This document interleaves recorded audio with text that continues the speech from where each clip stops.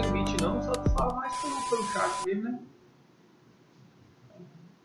Beleza? Bom dia! Começamos mais um programa História na Cabeça da sua TV Expert. Ok! Espero que estejam todos bem. Beleza? Bom dia, Evelyn. Estamos aqui. Bom dia, Larissa. Bom dia, bom dia, bom dia. Que bom encontrá-los aqui, ok? E bom dia, Leandro. Então, vamos aqui nesse programa História na Cabeça, a história que entra aí nessa cabecinha e não sai jamais, beleza? Da sua TV Expert, beleza? Vamos aos nossos patrocinadores, né? Arthur Eventos, temos aqui, né, o patrocínio de Arthur Eventos, né? Está aqui do meu lado com esses cabelos, os cachinhos dourados aí para imitar Alexandre, o pai dele, né? Alexandre, não sei se vocês sabiam, Alexandre tem um filho aqui que cuida dessa parte tecnológica do Expert. Quer dar um alô para a turma aqui? Arthur? Não, tá encabulado. Bom, gente, olha só. E aí, Vitória, tudo bem? E aí, Rafa? Tudo bem, Rafa? Gente, olha só. Vamos retomar o conteúdo que nós começamos a ver na aula passada, para entrarmos aí, então, de forma mais definitiva no Brasil Colônia, beleza? Olha só, vamos nessa aqui. Então, na aula passada, nós estávamos trabalhando grandes navegações, que é o assunto que vai introduzir o conteúdo Brasil Colônia. Nós já vimos aí o que de grandes navegações. Então, quem está assistindo a aula é a primeira vez hoje, estamos trabalhando um conteúdo que é de História Geral. Eu sou o professor André, História do Brasil. E por que nós começamos com o assunto de História Geral? Para podermos aí, para fazermos a introdução de Brasil Colônia, temos que começar com as grandes navegações, né? Foi o que levou aí os portugueses a colonizarem América, Ásia, África, ok? Então vamos aqui só repassar o que nós já vimos rapidamente, para a gente poder dar continuidade. Então, nós vimos os perigos das grandes navegações, a mentalidade da época que causava medo aos navegadores, discutimos isso aí. Discutimos os motivos que levaram às grandes navegações, discutimos uma consequência das grandes navegações, que foi uma interligação cultural, política, econômica, que nós chamamos de globalização, ok? Atendendo aí as características daquela época, ok? Vimos isso também na aula passada. Nós começamos aí, discutimos também os motivos que levaram às grandes navegações. Só lembrando a vocês que o slide já está no Drive, ok? E o roteiro da aula também já está no Drive. O que é o roteiro da aula? É um formato em Word, daquilo que a gente encontra nos slides, né? Eu peço a vocês que quem puder imprimir e colocar observações nesse roteiro vai ter um material completo. Inclusive o da aula de hoje também, que nós vamos terminar grandes navegações, vamos começar Brasil Colônia, e já está no Drive o Brasil Colônia, né, em Word e em PowerPoint também. Ok, gente? Bom, então nós vimos os motivos que levaram às grandes navegações, nós vimos a necessidade de matéria-prima, de mercado consumidor. Os europeus navegaram em busca de especiarias, os europeus navegaram em busca de novos locais para fornecerem metais preciosos, ok? Isso é importante ser dito aí. Bom, nós vimos que para as grandes navegações foi importante também a aliança rei mais burguesia. Olha, quem está assistindo a aula hoje, se parecer rápido aí, é porque nós já vimos isso na aula passada. Eu só estou relembrando aqui para a gente poder dar continuidade, beleza? Então, nós vimos já aliança rei mais burguesia que entrou com dinheiro, o rei entrou com poder. Nós vimos as novas invenções, okay? Nós vimos também que para a expansão marítima foi importante também a participação da igreja, porque queria conquistar fiéis, já que estava perdendo fiéis para a igreja protestante, beleza? Então, tem toda uma relação aí da reforma e contra-reforma com expansão marítima e comercial, assim também como tem uma relação do renascimento cultural, né, com as grandes navegações. Nessas novas invenções aqui, nós temos conhecimentos que foram discutidos no renascimento cultural. Né? Aquilo que na aula passada eu esbocei para vocês, que no momento que estão ocorrendo as grandes navegações, estão ocorrendo outros fatos importantes na história. Que outros fatos importantes estão ocorrendo na história nesse momento desse conteúdo Grandes Navegações? Reforma protestante, nós vamos ver a contra-reforma logo em seguida, o renascimento cultural, a ascensão da burguesia, a burguesia que está em ascensão e nessa aliança com o rei vai poder dar condições políticas e econômicas para as grandes navegações. Então, tudo isso a gente discutiu na aula passada também, beleza? Estão lembrados disso, né, meu povo? Alguma dúvida em relação a isso aí, gente? Alguma dúvida aí? Larissa, Evelyn, João, Emily, Rafa, alguma dúvida aí? Tudo tranquilo em relação a isso? E os demais? Não, Larissa, tudo tranquilo em relação a isso, né, gente? Nenhuma dúvida em relação a isso, não? Beleza? Tudo tranquilo. Que bom! Vamos seguir, ok? Bom dia, Vitória. Tranquilo. Eu já tinha dado bom dia de novo, mas não tem problema não. Olha só. Gente, paramos aqui, olha, na expansão marítima portuguesa. Isso, expansão marítima portuguesa.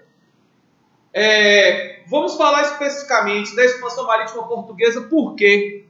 Porque que nos interessa para Brasil Colônia é principalmente a expansão marítima portuguesa. Nós vamos trabalhar Brasil Colônia, o Brasil foi colonizado por Portugal. Então, dentro das grandes navegações, a gente tem que ver um pouco aí da expansão marítima portuguesa. Beleza? Vamos nessa. Não só é importante pontuarmos aí a expansão marítima portuguesa e também a espanhola, porque essas duas devem ser pontuadas dentro do assunto grandes navegações, porque foram os primeiros países a conquistarem territórios, foram os pioneiros nas grandes navegações. Né? Além de terem sido os colonizadores aqui da América, foram os primeiros a conquistarem territórios nesse contexto aí de expansão marítima. Então é importante a gente pontuarmos aí, focarmos na expansão marítima portuguesa e espanhola. Vimos os motivos da expansão marítima como um todo, certo? Agora vamos nos ater à expansão marítima portuguesa e um pouco da espanhola, beleza? Vamos nessa. Expansão marítima portuguesa, os nossos patrícios aí que saíram conquistando o mundo afora. Okay? Lembre-se uma coisa, que a intenção dos portugueses era chegar até as Índias. Eles queriam estabelecer uma nova rota para chegar até as Índias, certo? Mas antes de chegar até as Índias, os portugueses foram conquistando locais do continente africano, na qual foi tirando escravos e metais preciosos, certo? Nós vamos ver isso também. Então, ali, esse mapa aí esboça as viagens marítimas portuguesas. E as viagens marítimas portuguesas, nessa rota, na tentativa de se estabelecer uma rota para chegar até o comércio de especiarias, os portugueses foram explorando o continente africano. Explorando o quê? Pedras preciosas, escravos, beleza? Bom, olha só. Metais preciosos, escravos. E das Índias aqui, as especiarias.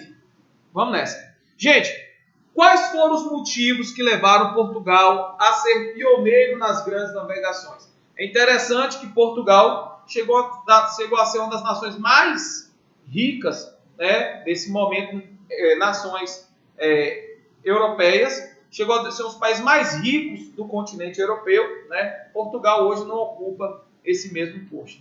É interessante isso. O quanto Portugal foi rico, foi uma nação economicamente, uma potência econômica europeia, e hoje não está entre os países mais ricos da Europa. O que explica isso? É interessante, tem explicação para isso. Ao longo das nossas discussões, a gente vai procurar apontar isso aí, né? Uma das explicações foi a mentalidade cristã católica portuguesa. É interessante isso, a mentalidade cristã católica portuguesa atrapalhou um pouco os negócios em Portugal, certo? Porque a igreja ela questionava as atividades bancárias, o lucro excessivo, o dinheiro a juros. Isso atrapalhou um pouco o crescimento da burguesia em Portugal, certo? Mas nós vamos discutir isso posteriormente. Vamos nessa. Gente, por que Portugal? Sim, e outra coisa interessante, que o maior PIB nesse momento da história aí das grandes navegações era da China. A China era o maior PIB mundial por conta justamente, olha, das especiarias, né, que vinha dessa região, China, Índia, Japão. Um dos maiores PIBs era da China, né? A China hoje ela está com os maiores crescimentos, né, econômicos aí, e quem sabe poderá ocupar um posto que já foi seu, de maior PIB mundial. Beleza? Bom, olha só, vamos nessa, meu povo. O que levou Portugal a ser pioneiro, né, o primeiro país a conquistar territórios? Bom, fator imprescindível para as grandes navegações. Eu já tinha apontado isso e eu espero até que vocês tenham anotado, certo?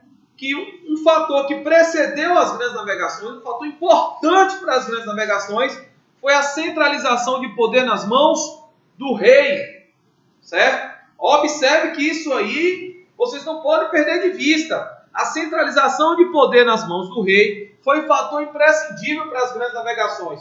Por quê? Porque só um rei com poder centralizado, que reunia condições políticas, okay, para dar confiança à burguesia, para nessa aliança com o rei gerar condições econômicas para investir na construção de barcos, contratação de marinheiros, arquitetos, cientistas. Então, olha só, apontei isso na aula passada. Espero que vocês estejam lembrando aí que um fator que precedeu as grandes navegações foi um país ter um rei.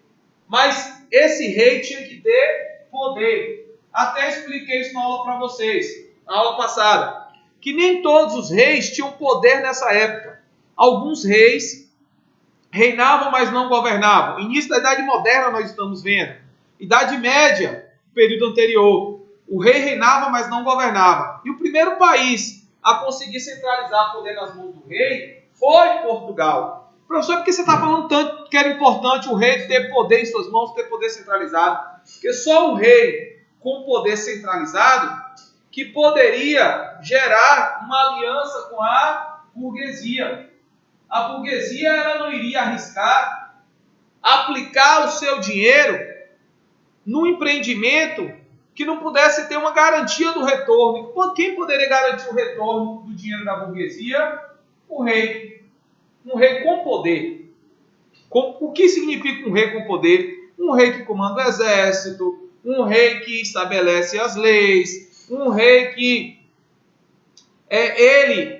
cria os impostos, que unificou a moeda, né? Então, um rei com poder centralizado é que poderia gerar uma aliança com a burguesia, de onde viria o dinheiro para as grandes navegações. Eu expliquei isso na aula passada para vocês. E o primeiro país a centralizar poder nas mãos do rei foi Portugal. Gente, essa centralização de poder em Portugal foi feita através de um movimento, certo? Chamado de Revolução de Avis. Olha aqui no slide. No slide tem aí, olha, eu estou relacionando aí o primeiro tópico aqui com o quarto tópico. Preste atenção aí, olha, observe isso aí. A precoce centralização do poder, o que foi? Portugal foi o primeiro país a centralizar poder nas mãos do rei. Aula de História do Brasil, beleza, vamos nessa. Mas conteúdo de História geral. Gente, a gente analisa tópico por tópico. Qualquer dúvida, pergunta. Então, o que é a precoce centralização do poder? O que foi a precoce centralização do poder? Foi o primeiro país a centralizar poder nas mãos do rei E essa centralização de poder nas mãos do rei permitiu uma aliança com a burguesia, gerando condições políticas e financeiras para investimento nas viagens marítimas. Certo? O que eu estava explicando também? Que essa centralização de poder nas mãos do rei em Portugal, essa maior concentração de poder, foi feita através da Revolução de Avis. O que foi a Revolução de Avis?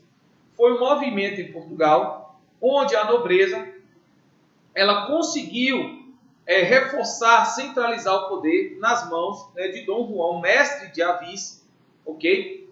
Isso permitiu ao rei ter mais poder político, de interferir na economia, na política, permitindo a aliança com a burguesia. Então, tá aqui, olha, precoce centralização do poder. Essa precoce centralização do poder, ela vai permitir uma aliança rei mais burguesia. E porque está na frente aqui, Revolução de Avis? Porque a centralização de poder em Portugal foi feita através da Revolução de Avis. É um movimento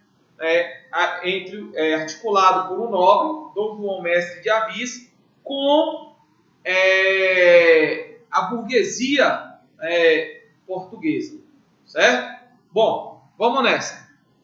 Outro motivo que levou Portugal a ser pioneiro nas grandes navegações foi a paz interna e externa. Olha só, gente, simples isso.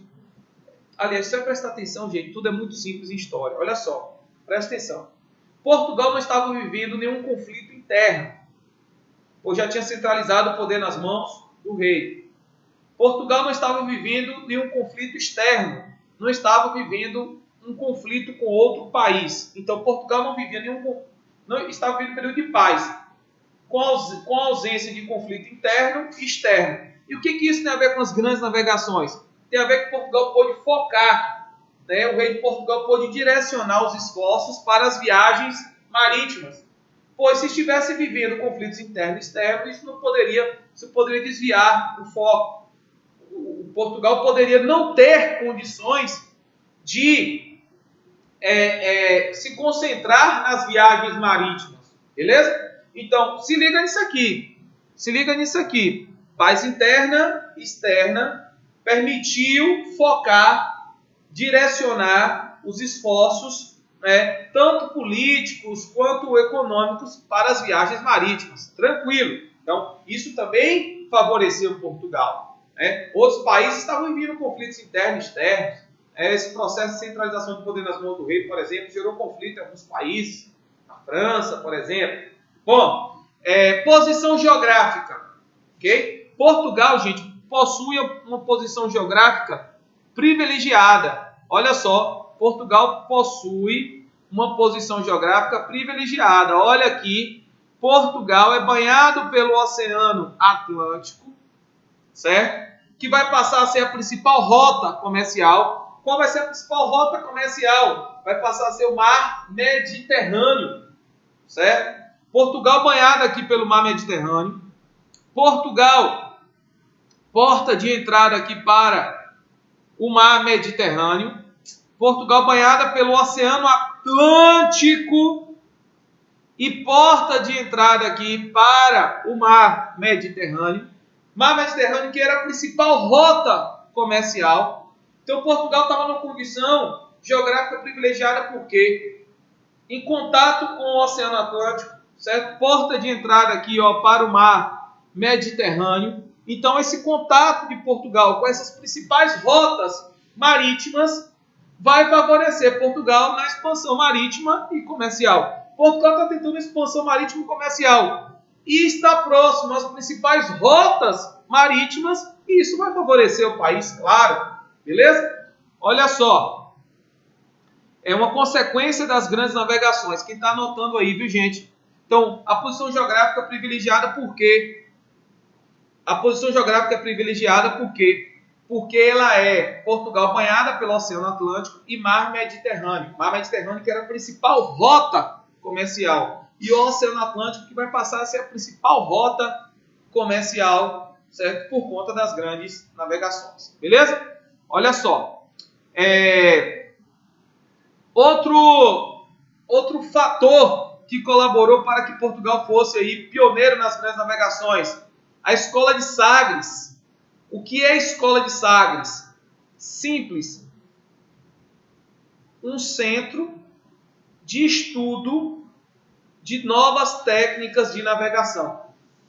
Na Escola de Sagres, os pesquisadores, os cientistas, estudavam um aperfeiçoamento para ajudar nas viagens marítimas. E na aula passada, lembra que eu mostrei para vocês? Eles aperfeiçoaram a bússola, o astrolábio, as caravelas. Estão lembrados aí da dança das caravelas? Ok? Que aquele professor de história geral, o cara dos cachinhos dourados faz com vocês.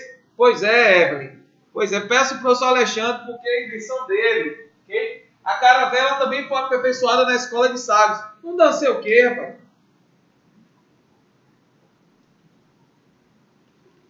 Não dancei o quê? Olha só. Se liga aí. Vamos nessa. Então, olha só. Aqui a gente vai mudando de dança conforme o conteúdo. Beleza? Ok. Depois a gente vem com outras danças aí relacionadas ao conteúdo. Bom, olha só. Gente, então, outro fator que colaborou para que Portugal fosse pioneiro nas grandes navegações foi a questão de investimento em ciência, em pesquisa. Pesquisadores portugueses se reuniam na Escola de Sagres. Então, o que era a Escola de Sagres? Um grupo de pesquisadores. E pesquisavam o quê? Novas técnicas que poderiam ajudar nas viagens marítimas. Ciência, meu irmão, ciência, beleza? Ciência, ok, vamos nessa. Espírito aventureiro português. Gente, muitos navegadores portugueses navegaram impulsionados pelo espírito aventureiro. Olha que viagem, espírito aventureiro. Muitos concebiam que existia aqui na Terra um paraíso, meu irmão. E muitos navegaram em busca desse paraíso. Muitos viajaram em busca do paraíso. E muitos, quando chegaram aqui na América, acharam mesmo que estavam chegando no paraíso. Certo? Rapaz, imagine chegar no Brasil aqui em 1500, com essa fauna e flora exuberante. Ok? Poxa, o cara acreditava mesmo que estava chegando no paraíso. Beleza? Ok. Gente, é importante, então, todas essas condições aí reunidas para que Portugal, para entendermos porque Portugal foi o pioneiro, o primeiro país a conquistar territórios e acabaram aqui conquistando e colonizando, que hoje é o Brasil. Beleza, meu povo? Tranquilo aí? Tranquilo? Vamos dar uma olhadinha aqui nas conquistas portuguesas. Vamos dar uma olhadinha aqui nas principais conquistas portuguesas. Tranquilo, meu povo? Pode seguir? Tranquilo? Ritmo legal aí? O ritmo tá legal? Vamos, sinalizem aí, o ritmo tá legal? Tudo tranquilo? Beleza? Tudo tranquilo? Ritmo legal? Ok, vamos nessa. O ritmo tá bom aí? Bom, vamos nessa então. Primeira conquista portuguesa. A primeira grande conquista portuguesa é Itacila. Vamos ver se esse ano... Engasguei. Vamos ver se esse ano a gente consegue fazer aquele momento musical que o ano passado todo você me enrolou. Viu, Tarsila? Eu não esqueci não. Ok? De Tarsila Rios, eu vou passar a te chamar de Tarsila Riacho, Tarsila Lagoa, porque você prometeu aí um momento musical na aula de História do Brasil e até hoje eu espero, por esse momento musical. Ok? E não vou participar cantando, mas eu posso participar, dançando. Eu acho que vai ficar legal aí esse momento. Vamos nessa? Ó, e Arthur disse também que pode participar também. O cara dos cachinhos dourados, Ele que está imitando. Chega aqui, Arthur, vem cá, vem cá, vem cá. O cara é a cópia de Alexandre. Vem cá, velho. Vem rapidinho, bicho. Vem cá. Velho, o cara tá a cópia de Alexandre. O cara passou o ano passado todo treinando como deixar o cabelo dele igual de Alexandre. Mas tá. Quando eu entrei aqui, eu falei, Leco, tava dando aula. Não, não é Leco, não, rapaz. Isso aqui é Arthur. Vocês não conhecem essa figura. Agora tem o Mi. Ah, é mesmo, Emily. Obrigado aí, Emily. Emily, legal. Você lembrou uma coisa aí. Emily, fantástico, Emily. Tem o Meet, cara. E pelo Meet tá resolvida a parada. Olha aí, Arthur, no chat aí, ó. Alexandre, velho. Poxa, não é possível não, velho. Tu é filho de Alexandre, velho. Filho de Alexandre, olha aí a cara do menino. Rapaz, o carinho dos cachinhos dourados também aqui. Vamos nessa. Gente, então nós temos aí a primeira conquista.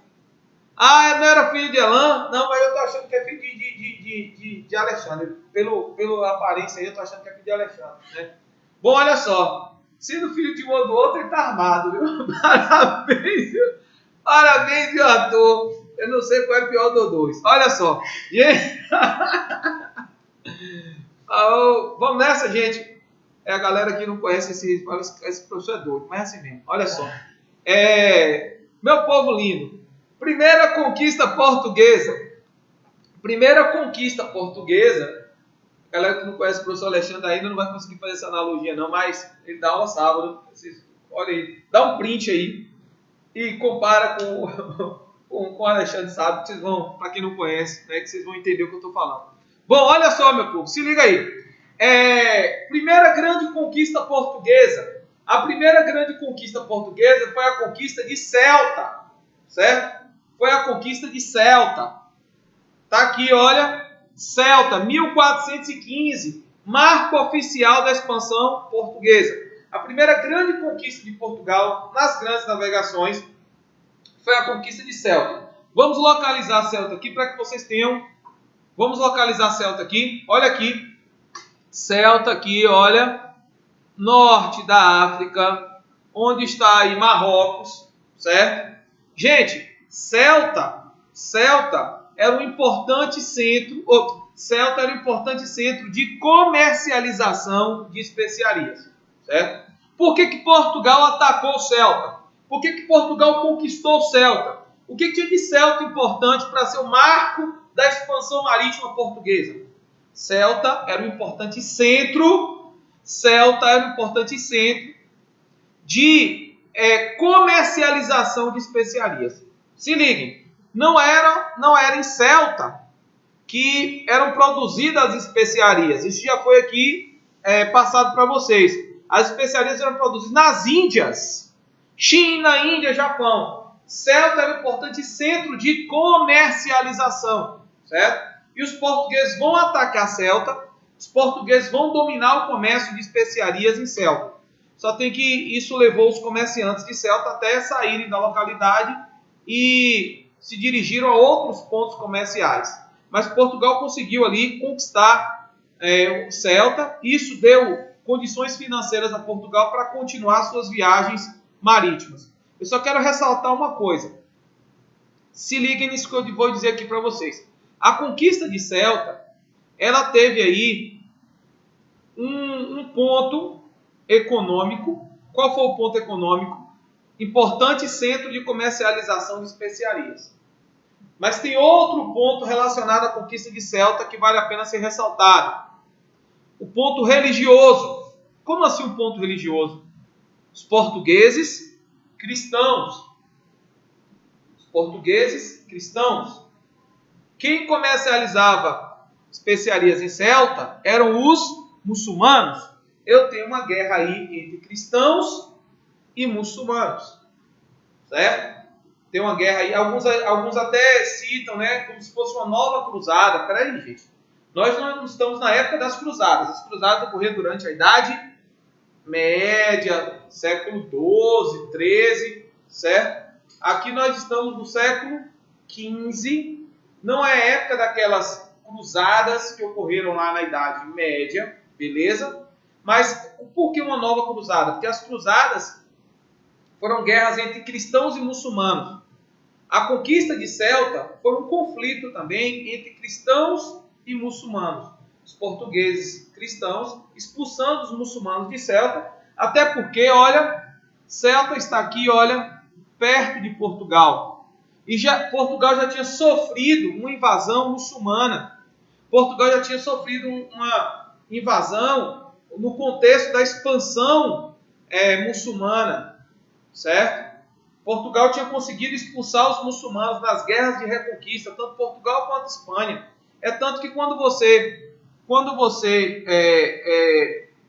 visita alguns lugares históricos na Espanha, a gente consegue perceber muito a presença da cultura muçulmana na Espanha. Por quê? porque a Espanha ela já foi ocupada pelos muçulmanos, tanto Portugal quanto Espanha. E houve a expulsão dos muçulmanos. E agora eu tinha aqui em Ceuta um grupo de muçulmanos comercializando especiarias. Os portugueses então atacaram Ceuta, se apoderaram das especiarias e expulsaram os muçulmanos.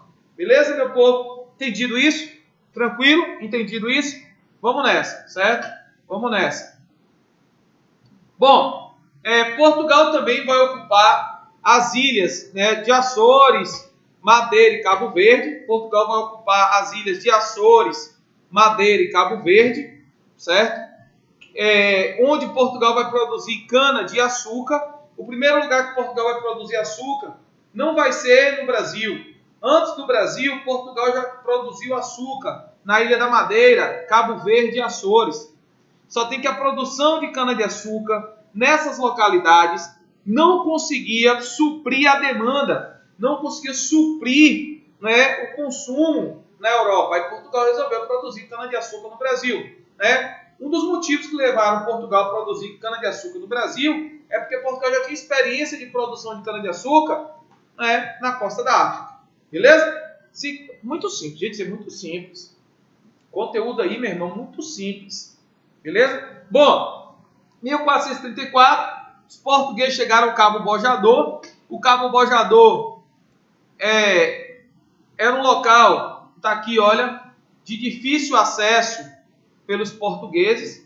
O Cabo Bojador era de difícil acesso aí, mas eles conseguiram passar pelo Cabo Bojador, certo? Em 1454, o Papa Nicolau assinou a Bula Pontifex. Galera, isso aqui é um tópico que rende uma discussão imensa. Olha só, 1454, o Papa Nicolau assinou a Bula Pontifex. Primeiro, o que é bula? Bula é um documento oficial feito pelo Papa. Bula é um documento, certo?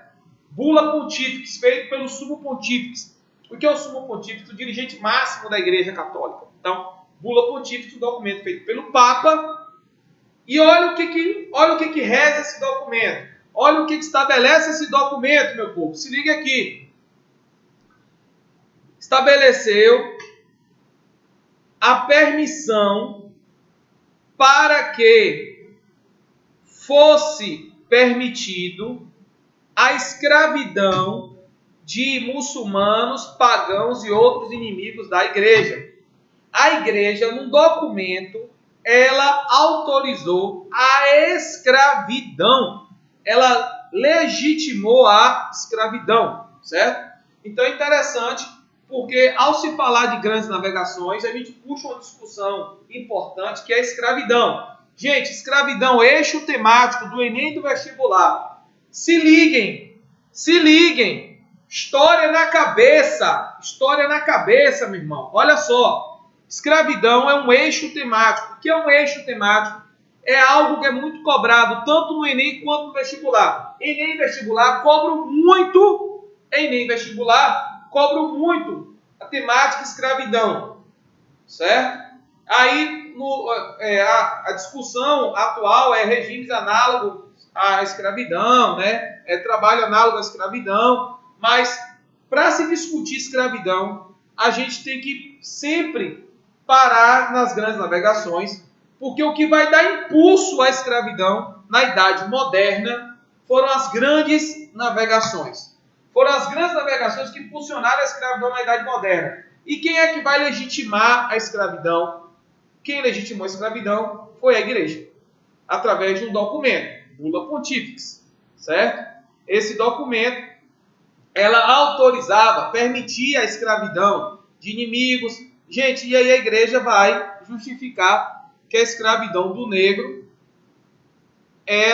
está relacionada, né, ao pecado imposto por Noé. Vocês conhecem, né, essa história, que Noé, né, depois que a arca atracou, né, ele fez uma bebida para comemorar, né, ali a chegada a uma terra, o fim do dilúvio aí, e ficou bêbado, o filho dele, Cã, deu risada de Noé, certo? E Noé, quando acordou, foi alertado pelos filhos que Cã estava dando risada dele enquanto ele estava bêbado, nu. E Noé amaldiçoou Cã. Seja maldito você, Cã, e os filhos de Cã, Canaã. A igreja pegou essa parte e disse que os filhos de Cã são os negros e que os negros trazem, né, o pecado, né, imposto por Noé, e para se livrar do pecado eles teriam que ser escravos. Então, quem vai legitimar, né, quem legitimou a escravidão, né, quem deu um amparo aí à escravidão no início da Idade Moderna foi a igreja. Beleza? Por que a igreja fez isso? Porque a igreja vai ganhar dinheiro com tráfico de escravos. Tinha parte da igreja no comércio de escravos. A igreja cobrava para batizar os escravos que saíram da África para outras localidades. Certo? Então, vai ter o interesse econômico da igreja aí com as viagens marítimas, né? Com a escravidão. Beleza, meu povo? Bom, essa é uma parte importante, viu, gente? Para entendermos aí o processo de escravidão. E é interessante que até hoje, como nós vimos já, infelizmente, ok? Discursos reforçando que a culpa da escravidão é dos próprios, dos negros. Gente, vamos nos guiar pela ciência, ok? Cuidado com esses revisionismos aí. Bom, 1460, nesse ano, já se realizava um lucrativo comércio de escravos. Portugal vai começar, antes de chegar às Índias, Portugal vai começar a explorar a África, retirando escravos. Beleza? Bom, 1462, Pedro Sintra chegou à Guiné, né, começou a explorar o ouro. Em 1481, Portugal decretou o monopólio régio. Já tá ali, olha, explicado o que é monopólio régio, exclusividade da coroa sobre a exploração colonial. O que é monopólio régio? Domínio do rei. O que significa isso nesse contexto? Que só poderia explorar as áreas coloniais o Estado, a própria coroa portuguesa. Não era assim, Portugal descobriu uma terra, aí vou organizar uma viagem marítima aqui e vou lá explorar. Não. Tem a autorização da coroa portuguesa, só quem tem o direito de explorar é a coroa portuguesa, só ela pode autorizar. Então, exclusivismo colonial, só quem pode explorar é a coroa portuguesa. Beleza? Bom, em 1488, Bartolomeu Dias contornou o Cabo das Tormentas. Cabo das Tormentas, que é esse cabo aqui no sul da África. Tormentas, porque toda vez que os navios iam passar, enfrentavam tempestades, os barcos acabavam furando o casco, né, em rochas. Então, nas rochas, Bartolomeu Dias descobriu uma passagem segura para contornar aqui o sul da África e ir em direção às Índias. Por isso que de Cabo das Tormentas, depois que ele descobriu uma passagem, passou a ser chamado de Cabo da Boa Esperança. Esperança de chegar até as Índias. Esperança de chegar até as Índias. Beleza?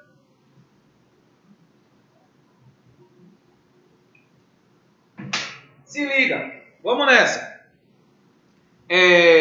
1488 chegou ao cabo, ultrapassou o Cabo das Tormentas. Entre 1497 e 1498, Vasco da Gama chegou a Calicut, nas Índias. Já expliquei essa história para vocês. Vasco da Gama, já expliquei, não vou explicar mais não, certo? Vasco da Gama conseguiu conquistar aqui, olha, Calicut, na Índia, para os portugueses. Viagem que rendeu. Gente, eu não vou explicar novamente isso não se preocupem não. Já de novo essa história, de novo. Não vou explicar novamente não. Vasco da Gama chegou a Calicut, nas Índias, conquistando essa região para os portugueses. Essa viagem de Vasco da Gama, na qual ele abarrotou os navios de especiarias, deu 200 vezes lucro, mais do que Portugal ganhou com gastou para fazer a viagem. Portugal então encheu os olhos e falou: rapaz, enchemos o bolso de dinheiro agora. Vasco da Gama é o cara. Gente, eu não vou repetir isso, que isso já está chato. Eu sei disso. Não vou repetir. Vasco da Gama recebeu o título de vice-rei das Índias. Vasco da Gama então vai morrer como vice. Nunca se tornou rei. Entende porque o Vasco é sempre vice? Gente, eu disse que não ia repetir essa história. Certo? Eu disse que não iria repetir essa história. Beleza? Vamos nessa. Então, eu tenho aí Vasco da Gama. E qual foi a maior conquista portuguesa? A maior conquista portuguesa foi a chegada de Cabral aqui na costa brasileira, certo? Sendo que Cabral não foi o primeiro português ou a serviço de Portugal, marinheiro a serviço de Portugal, a chegar no Brasil. Antes da chegada de Cabral ao Brasil em 1500, outros navegadores já tinham passado por aqui. Você brasileiro não conhece a sua história, isso é complicado. Acredita ainda que o primeiro navegador português a chegar aqui foi Cabral em 1500. Terra Vista! Não. 22 de abril, não. Antes disso, outros navegadores, já tem relatos que outros navegadores passaram por aqui, como Duarte Pacheco, Pison. Cabral só veio aqui em 1500 tomar posse da terra, garantir a posse da terra. Portugal garantiu a posse da terra e seguiu em direção às Índias. A missão de Cabral era chegar às Índias. Passou aqui no Brasil, tomou posse das terras e seguiu para o destino que era as Índias. Beleza, meu povo? A casa de Cabral foi a última viagem, missão que ele recebeu foi essa. Se ele tivesse sido o primeiro homem a chegar de Portugal, ele teria sido homenageado até hoje, né? Então, Portugal não recebeu. Cabral, apesar de ter recebido o título de vice-rei das Índias, né, por ter chegado, mas depois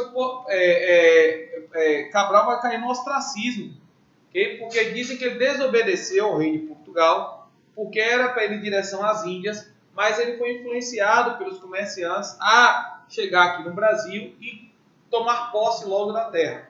Beleza? Vamos nessa?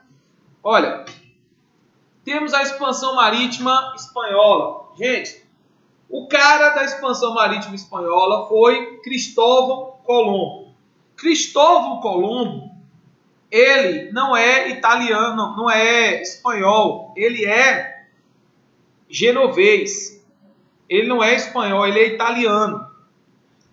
Colombo, olha só, tanto Portugal quanto a Espanha queriam chegar até as Índias. Tanto Portugal quanto a Espanha queriam chegar até as Índias. Portugal foi contornando o continente africano. Portugal foi aqui, ó, descendo o continente africano, certo? Colombo, ele navegou no sentido ocidente para contornar e chegar no Oriente. É interessante que Colombo apresentou esse projeto de navegação para chegar até o Oriente, pelo Ocidente. Quem primeiro Colombo apresentou foi para o rei de Portugal. O rei de Portugal não aceitou, não. Foi desencorajado a aceitar o projeto de Colombo. Que nada, você está doido? Você vai aceitar o projeto desse cabra aí? Esse cara é maluco. Como é que ele vai chegar no Oriente navegando pelo Ocidente? Não tem como. O rei de Portugal desencorajado falou: velho, não vai dar não, viu, Colombo? Cá pra nós aí, esse projeto teu aí vai rolar não, cara. Eu vou investir dinheiro aí, esse negócio vai fracassar, né? A burguesia vai vir atrás de mim, deixa isso quieto. Colombo pegou o projeto dele, foi para a Espanha e com a ajuda de comerciantes espanhóis conseguiu convencer a rainha Elizabeth a aceitar o seu projeto, certo? Mesmo assim, a Espanha deu a Colombo 3 navios. Santa Maria, Nina e Pinta. 3 navios. 3 navios que não seriam suficientes, teoricamente, para uma viagem nunca antes feita. Mas Colombo falou, só tenho isso, vou nessa. Gente, se o rei de Portugal tivesse aceitado a viagem de Colombo, Portugal iria conquistar não só aqui essa parte da África, da Ásia, mas iria chegar também primeiro na América. Portugal iria chegar na América primeiro. Certo? Portugal ia conquistar tudo na frente. Porém, o rei de Portugal não aceitou. A rainha de Portugal, da Espanha, aceitou. Colombo conseguiu chegar aqui com 2 navios na América Central. Achou que tivesse chegado nas Índias. Por isso denominou os habitantes de índios. Isso gerou um desconforto internacional. Por quê? Porque Portugal já estava aqui, olha, a caminho das Índias, quando Colombo anunciou que chegou. Que porra é essa? Estou aqui partindo na frente, já estou aqui no caminho, a Espanha chegou. Para não ter um atrito entre Portugal e Espanha, certo? A igreja acabou aí organizando uma divisão com linhas imaginárias, linhas que iriam dividir o que era de Portugal e o que era da Espanha, certo? Por isso foi feita a primeira linha aqui, que é chamada Bula Intercoetera. Essa linha, ela determinava que todas as terras a leste dessa linha, portanto, essa área rosa aqui, a linha, deixa eu voltar aqui, olha a Bula Intercoetera aqui, todas as terras a leste aqui pertenceriam a Portugal. E todas as terras a oeste pertenceriam à Espanha. Observem que por esse primeiro tratado aqui, Portugal não iria ter direito a nenhum pedaço do Brasil. Portugal não aceitou esse primeiro tratado, exigiu que o rei exigiu que a igreja estabeleça um novo tratado. A linha ela foi estendida mais para oeste. Dessa forma, Portugal teve direito a um pedaço do Brasil. E assim ficou. Essa parte aqui de rosa pertenceria a Portugal. E essa parte aqui de branco e rosa, Portugal. Azul e verde, a área espanhola. Então, se fosse pelo primeiro tratado, Portugal não teria direito a nenhum pedaço do Brasil. Pelo Tratado de Tordesilhas, Portugal teve direito a um pedaço do território brasileiro. Então, o que foi o Tratado de Tordesilhas?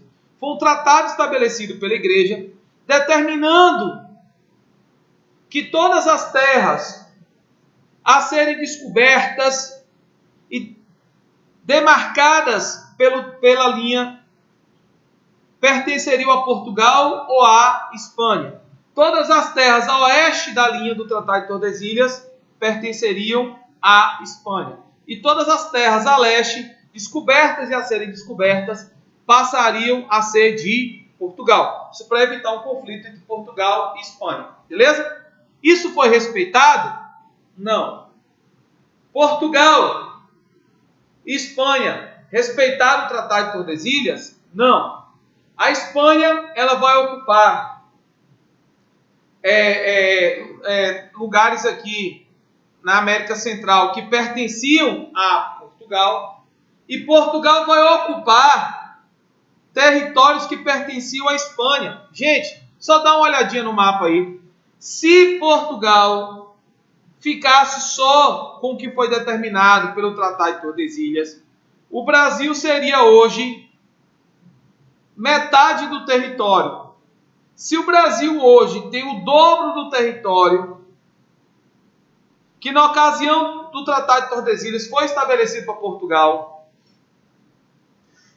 se o Brasil tivesse só o território que foi estabelecido pelo Tratado de Tordesilhas, que pertencia a Portugal, o Brasil teria metade do território que tem hoje. Por que o Brasil tem o dobro do território do que foi estabelecido pelo Tratado de Tordesilhas? Porque Portugal ocupou terras que pertenciam à Espanha. Se liguem nisso. E vai ocupar como? Através da criação de gado, da mineração, das drogas do sertão, da expansão do movimento dos jesuítas. Então, os portugueses vão ocupar terras que pertenciam à Espanha, beleza? Então, fizeram tratado, mas esses tratados não foram assim respeitados, mas evitaria o conflito entre Portugal e Espanha, certo? Nesse momento. Tratado de Tordesilhas, então, 1494. Beleza, meu povo? Quais foram as consequências das grandes navegações? Isso é importante. Isso é muito importante.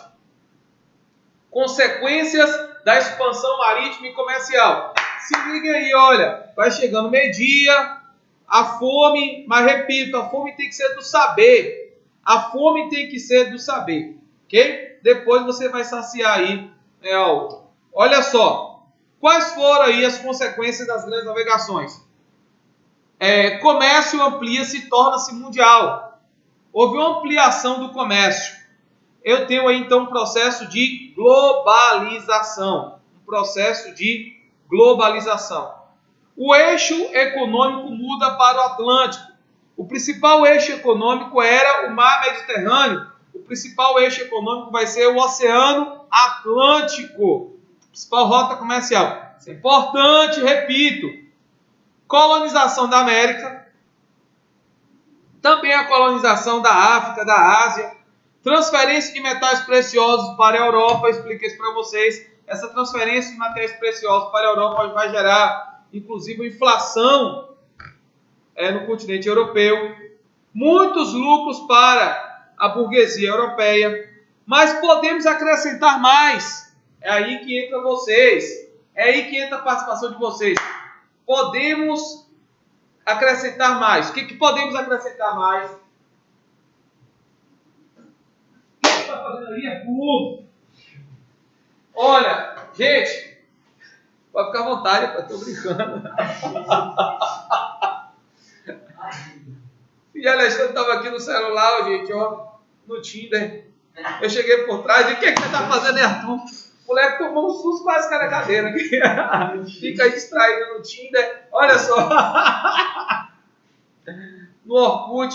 Tomou um susto aqui que quase pulando a cadeira. Olha só. Alexandre vai me matar que eu fico maltratando o filho dele. Gente, olha só. O Arthur é figura, olha só. Ó, gente, podemos acrescentar mais, além aí do que já foi listado. O que a gente pode acrescentar mais aí? Vamos nessa. Um maior contato cultural, gerando a aculturação, certo? Um maior contato cultural, gerando a aculturação. Eu vou botar a exploração das comunidades nativas,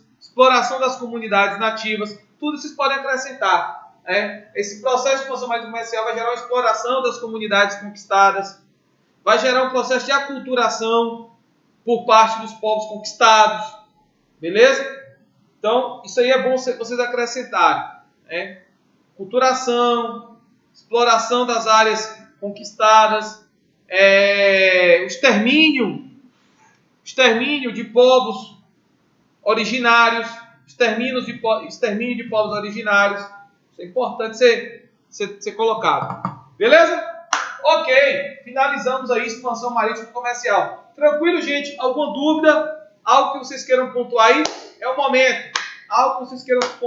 momento. Passa? Vamos seguir? Tranquilo? Beleza, Larissa. Tranquilo, Larissa. Tranquilo. Nada que vocês queiram pontuar? Nada dica de nada? Ah, sim. Ô, Emily, alguns caracterizam como um genocídio, certo? Como um genocídio. Alguns não concordam com esse termo genocídio. É que o que aconteceu com as comunidades indígenas aqui não foi um ato deliberado dos portugueses com a intenção de extermínio. Que algumas comunidades foram, sim, impactadas, mas que não foi um processo aí de genocídio. Mas eu encaro, sim, como um genocídio. Certo?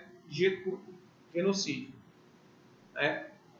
Qualquer lugar conquistado, eles não tinham um alvo preferencial. Todos os povos originários que se encontravam naquele lugar, ok? Esses povos muitos acabaram sendo dizimados. Então, eu enxergo isso como um genocídio. Não aí, em alguns lugares, sim, Emily, um etnocídio, certo? Em alguns lugares. Outros, de forma mais generalizada, né? Ok? E apesar que muitos não concordam que o que ocorreu foi um genocídio. Bom, olha só, gente, vamos nessa. Vamos para o Brasil Colônia. Brasil Colônia. Brasil Colônia, Brasil Colônia, Brasil Colônia. Brasil Colônia, deixa eu pegar aqui o pendrive. Fica aí no Tinder, viu, Arthur? Fica aí, vou contar pro teu pai, Alexandre. Você fica só no Tinder aí, viu? Veio de estudar.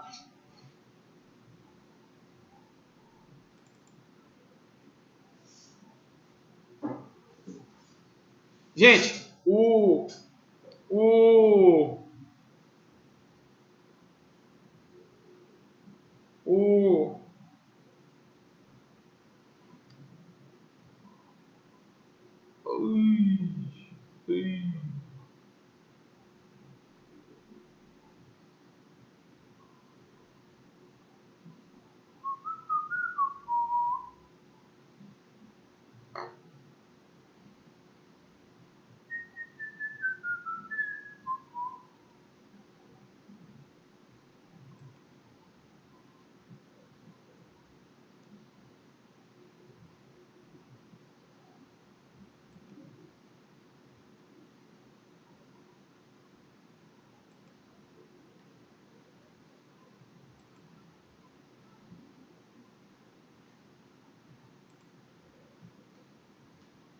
ué, buguei aqui, tu. Buguei aqui, tu. Buguei. A semana passada eu consegui fazer isso, agora eu não tô conseguindo mais. Aqui não é PowerPoint. Hã? Aqui não é que é PowerPoint tela cheia? É só botar a tela cheia, né? Não, é porque isso aqui não é PowerPoint, não. O lá de cima é PowerPoint. O daqui a gente não consegue fazer aqui muito. Ah, e aqui eu tenho que fazer. Tem que cadê? Fica aqui. Ah, exportar como, entendi. Tá vendo? Fica perturbando o menino e tá ajudando agora, tá vendo aí, ó? Tá ajudando aqui, ó. Tá ajudando. Pode salvar aqui. Deixa eu botar, não vou botar na minha pasta. Cadê bonitão? Aí trabalho. Pera aí, meu povo. Aqui, André. Aqui, André. Não. Beleza. Agora. Aí tem que ir lá na pasta. Cadê? Trabalho. Já tô aqui já. Pronto, valeu tu. Aí você aperta Ctrl L. Ctrl L, é isso eu lembro. Ah, porque lá em cima. Aqui é diferente. Beleza, meu povo, aí, ó. Ô, Aristóteles, quanto tempo, velho? E aí, beleza? Como é que você tá? Tudo em paz contigo? Quanto tempo? Gente, vamos nessa? Brasil Colônia. quando se fala assim Brasil colônia, né, pensa que foi um processo onde os portugueses chegaram aqui, né, com interesses de matéria-prima, mercado consumidor. Cara, o que os portugueses fizeram, moldaram o que o Brasil é hoje. Ah, André, quer dizer que o que aconteceu 500 anos atrás é o que é hoje? Não. Mas o que eles deixaram de herança política, econômica, cultural, temos traços disso? Sim. Até hoje carregamos alguns traços? Sim. Então é importante para vocês aí que pensam que uma aula de Brasil não é importante, para você entender muita coisa do que acontece hoje. É importante conhecermos aí o Brasil desde 1500, desde a chegada dos portugueses e até mesmo antes também. Ok? Então vamos nessa. Brasil colônia. O que os portugueses queriam? Tanto nas viagens marítimas, principalmente metais preciosos. Era o que os portugueses mais queriam, eram metais preciosos. Beleza? Os portugueses vão encontrar metais preciosos aqui. O que os portugueses vão fazer logo no início? O que Portugal fez com o Brasil nos primeiros anos? De que forma Portugal estruturou o Brasil no sentido de exploração? Nós vamos ver. Começa agora. Brasil, colônia, ok? Eu tenho imagem aqui, né? Inclusive de um engenho. Só lembrando a vocês que o engenho é algo que marca muito, a imagem que marca muito o Brasil colônia. Mas a primeira atividade econômica do Brasil colônia não foi a produção de cana-de-açúcar, não foi a extração de metais preciosos. Se liguem, não foi a extração de metais preciosos, não foi a produção de cana-de-açúcar. Vocês sabem que a primeira atividade econômica do Brasil colônia foi a exploração do pau-brasil. Isso mesmo. Escravos? Não. Os portugueses, logo que aqui chegaram, não escravizaram. De 1500 a 1530, nós não vamos ter uma escravidão estabelecida pelos portugueses. Por quê?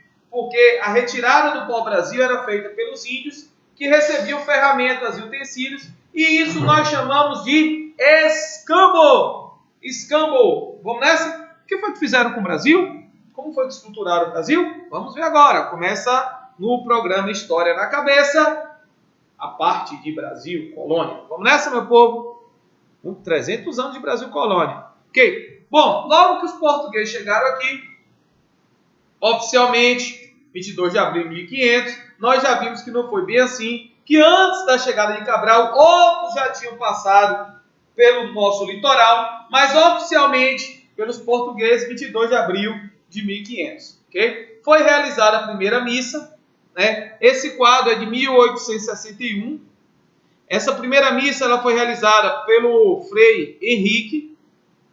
E o que simboliza, muito bem, Aristóteles, muito bem, a catequese inicial, muito bem, cara, muito bem, certo?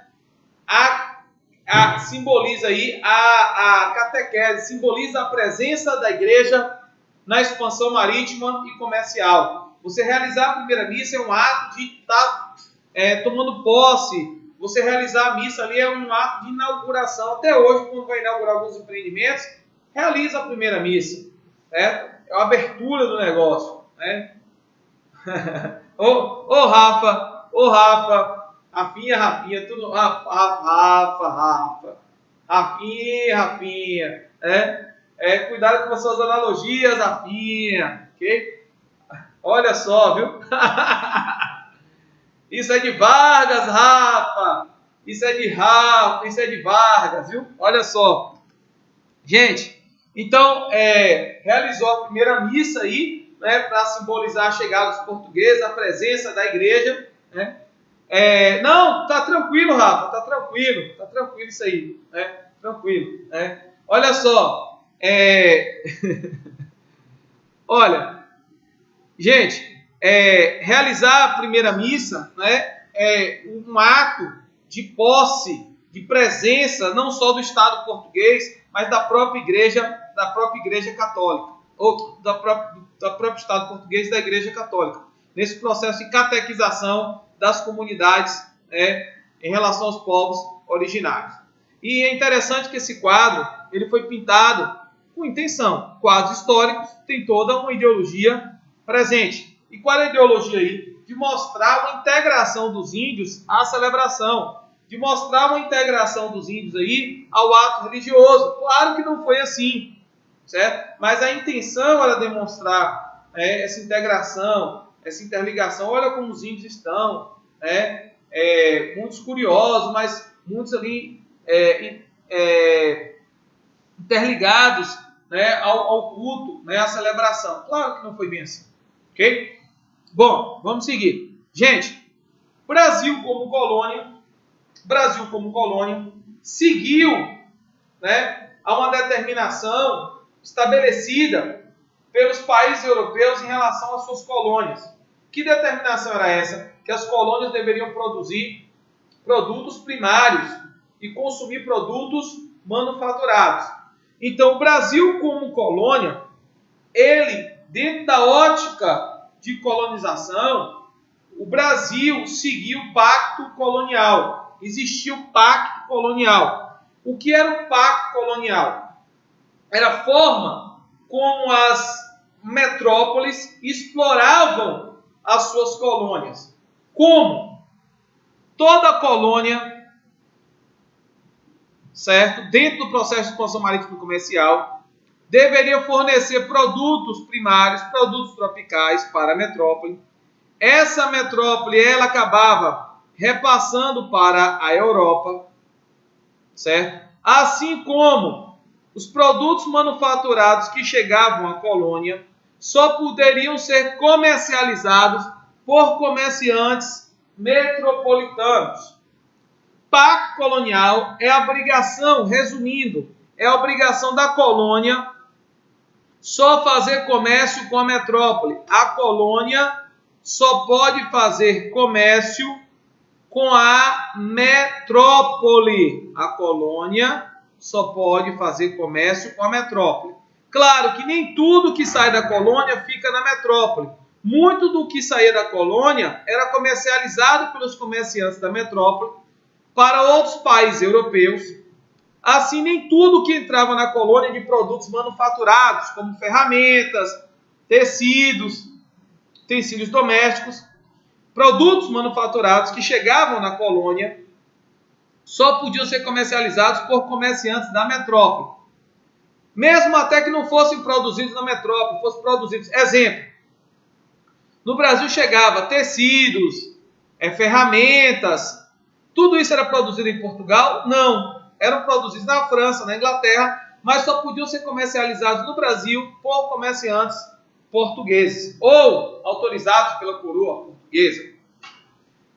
Tudo que saía do Brasil, açúcar, pau-brasil, no Brasil colônia, ficava em Portugal? Não. Ia para outros países da Europa, mas só poderia ser comercializados por comerciantes portugueses. Então, a obrigação da colônia de só fazer comércio com a metrópole, isso é chamado de pacto colonial.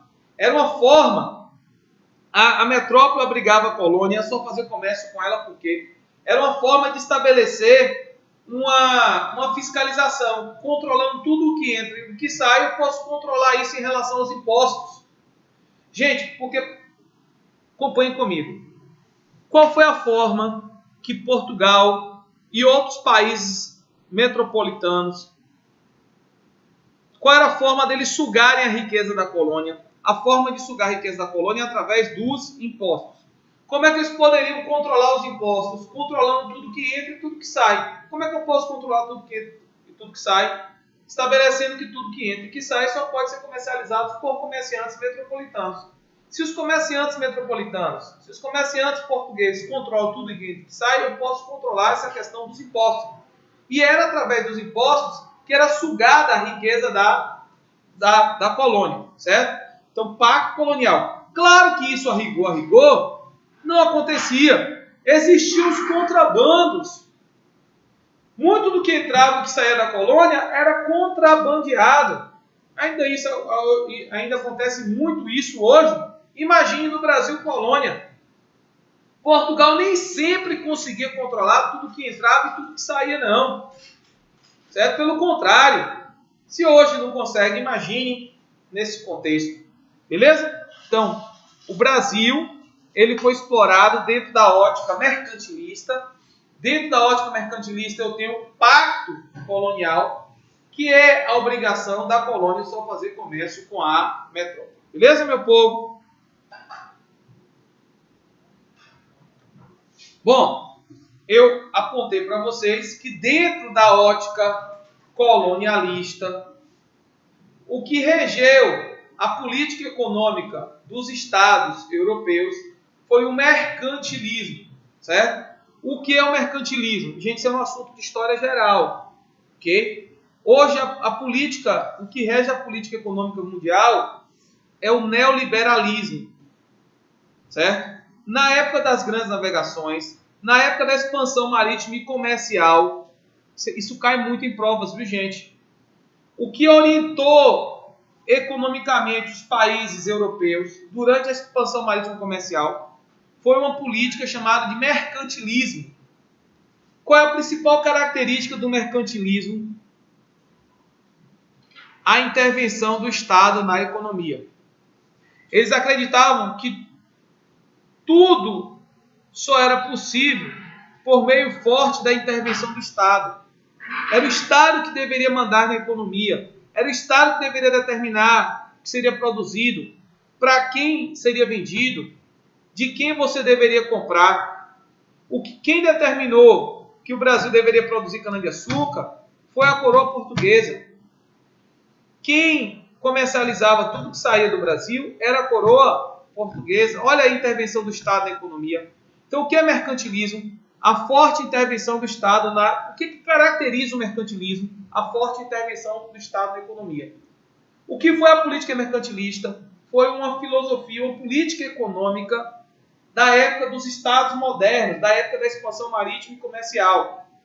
Diferente de hoje, porque no mercantilismo nós temos a intervenção do Estado na economia. Hoje, a política econômica é marcada pela não intervenção do Estado na economia. Muitas vezes fica só na teoria. Muitos países que pregam o neoliberalismo, que pregam a liberdade, na hora são altamente intervencionistas. São altamente intervencionistas. Mas a diferença no campo teórico entre o mercantilismo e a política atual de liberalismo é, hoje, não intervenção do Estado. No mercantilismo é a intervenção do Estado na economia. Beleza? O Brasil foi colonizado diante dos princípios mercantilistas. Como, professor? No Brasil teve a exploração de metais preciosos, que se chamava de metalismo. Portugal e Espanha praticaram muito metalismo, que é a busca por metais preciosos. Os países que praticaram metalismo acreditavam que a riqueza de um país era medida pela quantidade de metais preciosos. Quanto mais metais preciosos o país tivesse, mais esse país seria rico. Isso é chamado também de bulionismo.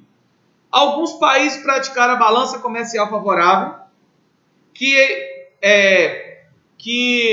era regido por exportar mais e importar menos.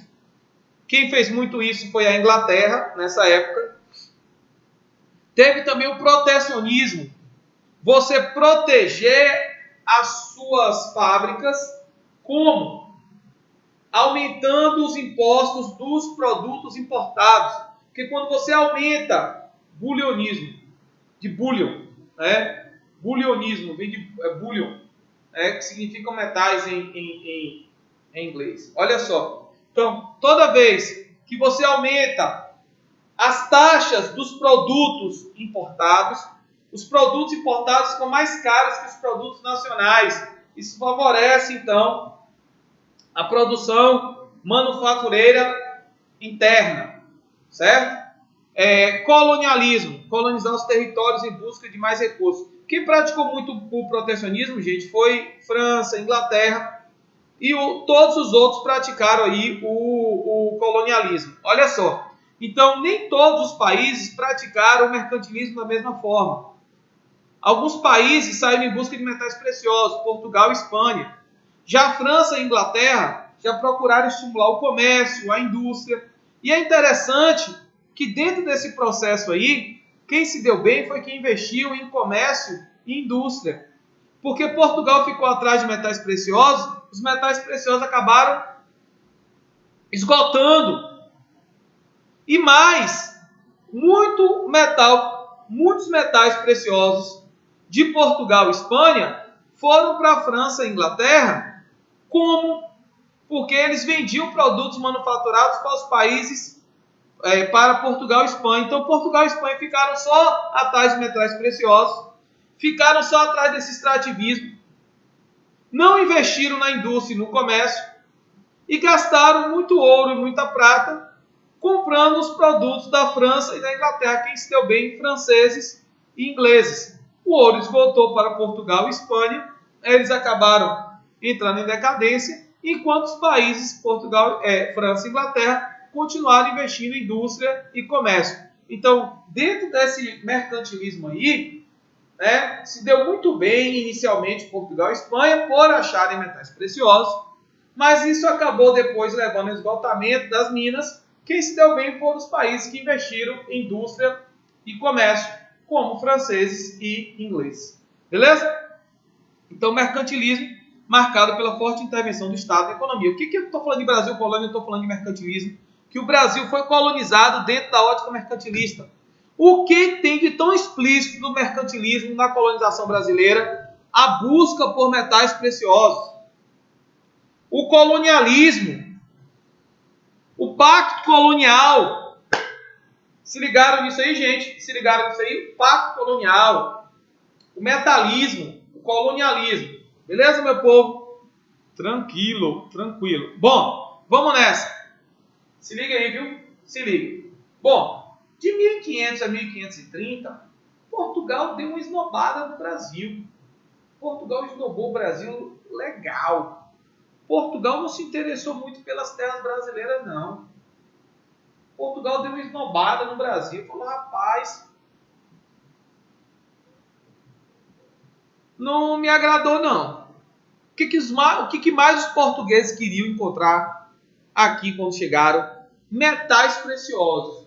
Os portugueses encontraram metais preciosos em quantidade? Não. Quem encontrou foram os espanhóis, no México, no Peru. Portugal não. Portugal falou, rapaz, não vale a pena investir numa colonização aí não. Eu vou seguir aqui, explorando as Índias. Deixa o Brasil meio que de lado aí. Deixa ele de reserva aí. De 1500 a 1530, esse espaço da história brasileira é marcado por uma negligência ou uma falta de interesse dos portugueses em relação ao Brasil. Por que os portugueses não se interessaram em colonizar o Brasil? Pelo fato do Brasil não ter metais preciosos, não ter especiarias. Esse período da história do Brasil, de 1500 a 1530, é chamado de período pré-colonial. Por que pré-colonial? Porque nós não vamos ter uma colonização efetiva. Nós não vamos ter uma colonização efetiva em que sentido? De mandar a gente para cá para morar, de mandar a gente para cá para se estabelecer, de fundar vilas. Não. Portugal não se preocupou em 30 anos em estabelecer vilas, povoados, de instalar centros administrativos, de iniciar uma política de envio de pessoas para o Brasil, não. Esse período de 1500 a 1530 é chamado de pré-colonial, porque não vai ocorrer uma colonização efetiva. Certo? Por que não vai ocorrer uma colonização efetiva? Vamos ver. Então, de 1500 a 1530, esse período que Portugal não se interessou em colonizar o Brasil efetivamente. Certo? Por que não? Primeiro, quais foram os motivos do desinteresse de Portugal pela colonização brasileira? Quais foram os motivos? Ausência de riquezas na colônia que pudesse concorrer com o lucro das especiarias. Gente, os portugueses chegaram aqui, não encontraram nenhum tipo de riqueza que pudesse concorrer com as especiarias. Qual era a riqueza que tinha aqui no Brasil inicialmente, que poderia tirar Portugal do foco das Índias e investir aqui no Brasil? Inicialmente só vão encontrar pau-brasil, mas o lucro do pau-brasil não concorria com o lucro das especiarias, certo? Outra coisa, não encontrou aqui uma população organizada de modo que pudesse subjugar. Cuidado com isso aí. Que população que tinha aqui? Os povos originários, os povos indígenas. Eles não eram organizados, não? Eram. Mas eu digo organização no sentido de produzir algum tipo de riqueza que pudesse interessar os portugueses. Qual foi o tipo de riqueza que os portugueses encontraram aqui, os índios produzindo, que poderia interessá-los? Pau-brasil não. O pau-brasil não era produzido pelos índios. Então os portugueses não encontraram metais preciosos, não encontraram a população aqui produzindo algum tipo de riqueza que interessasse aos portugueses, certo? E outro motivo do desinteresse português em relação ao Brasil, a crise demográfica em Portugal. Que crise demográfica é essa? Que crise demográfica é essa? Não tinham pessoas em Portugal, não tinha gente suficiente em Portugal para mandar para o Brasil. Não tinham pessoas suficientes em Portugal para colonizar uma terra desse tamanho.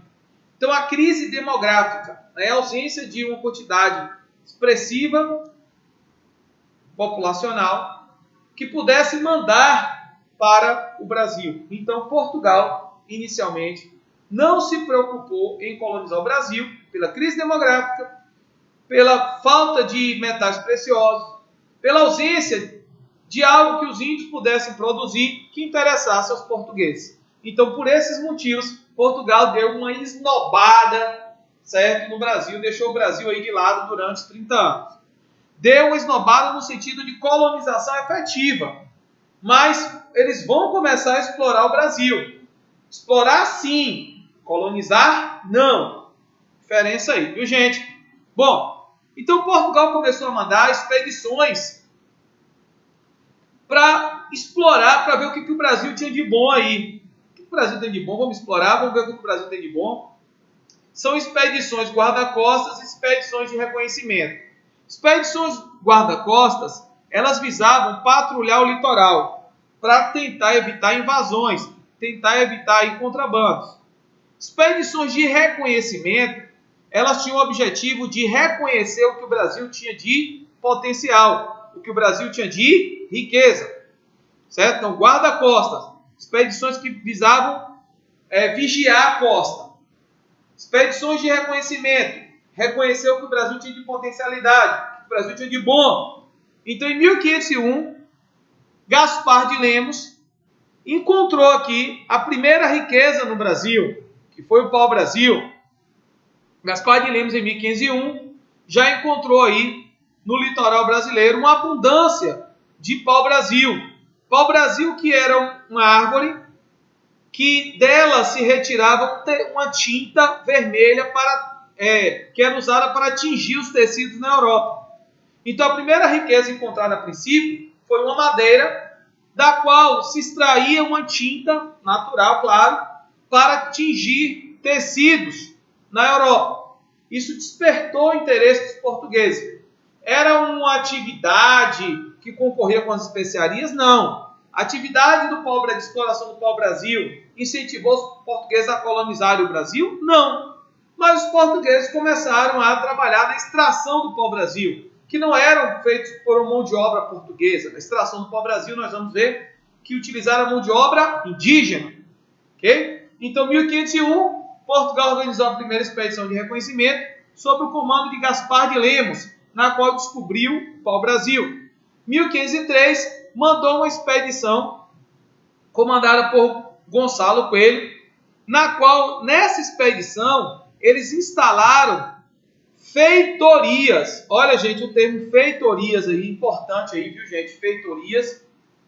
O que eram feitorias? Tá aqui, olha, foi instalado feitorias de Cabo Frio, Rio de Janeiro. O que eram feitorias? Feitorias eram fortes, eram armazéns fortificados. Por que os portugueses construíram armazéns fortificados?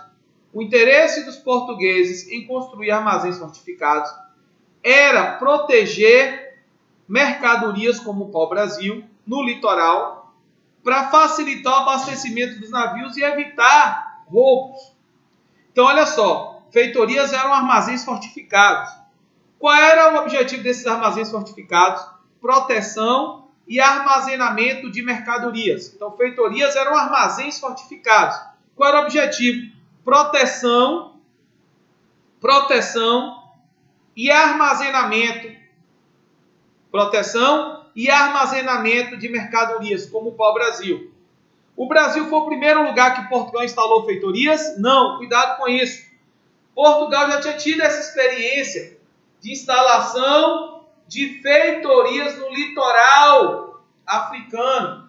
Portugal já tinha estabelecido feitorias no litoral africano. Portugal vai instalar feitorias no Brasil com que objetivo?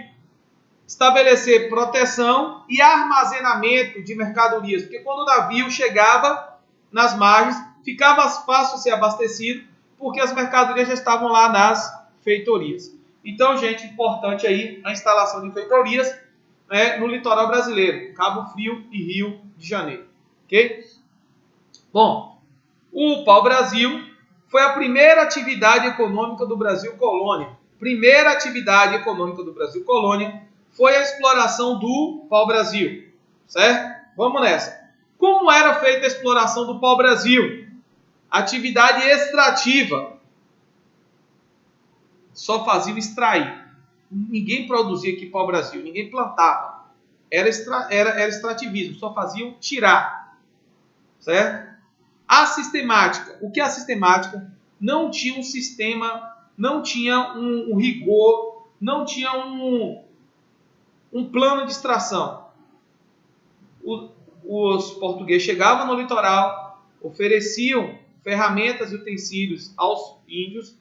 Os índios, então, tiravam a madeira e entregavam aos portugueses. Não só portugueses, franceses, ingleses. Quem chegava, inclusive muitos índios, tiravam a madeira, deixavam estocada no litoral. E quando passava algum navio, eles acendiam a fogueira para chamar a atenção para o navio encostar e eles realizarem o escambo, que era a troca.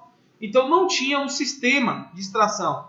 E predatório. Foi predatório porque eles só faziam retirar. Gente, quando se fala em degradação da Mata Atlântica, a Mata Atlântica começou a ser degradada desde a chegada dos portugueses.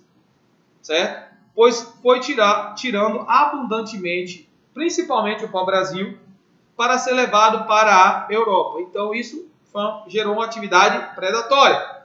Certo? Estanco. O que era estanco? Tudo que era retirado de pau-brasil só poderia ser retirado com a permissão da coroa portuguesa. Estanco significa monopólio régio. Monopólio significa domínio. Régio, rei. Só quem pode aprovar uma exploração de pau-brasil aqui é a coroa portuguesa, porque ela detém o domínio sobre a exploração do pau-brasil. Quem detinha? Não era assim. Há um grupo de comerciantes em Portugal resolveu aqui retirar pau-brasil e levar para vender na Europa. Não. Tem o consentimento da coroa portuguesa, porque o monopólio é dela. Certo? Quem retirava o pau-brasil? Quem é que... O trabalho era de quem? De quem era a mão de obra? Dos índios. Os índios eram escravos? Não. Se liguem nisso. Os índios não eram escravos.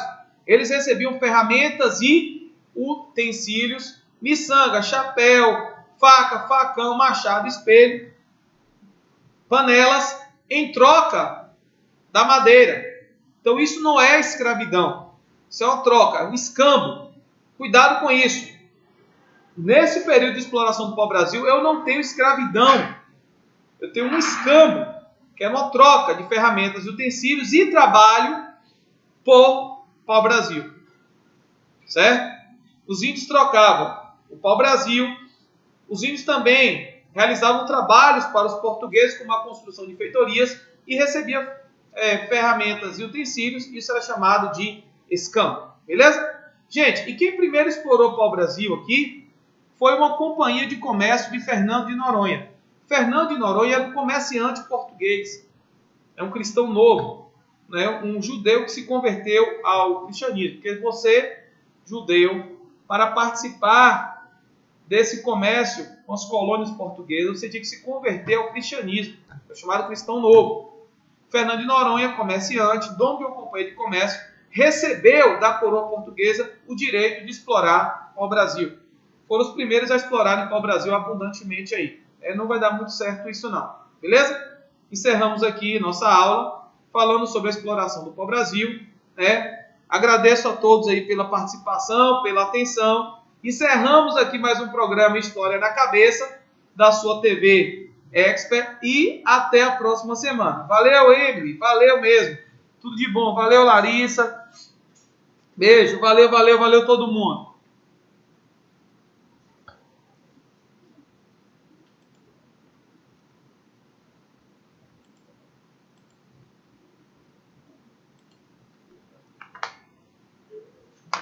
Valeu. Valeu, Vitória. Valeu, Rafa. Rafa, tu fica esperta, viu, Rafa? Tu fica esperta.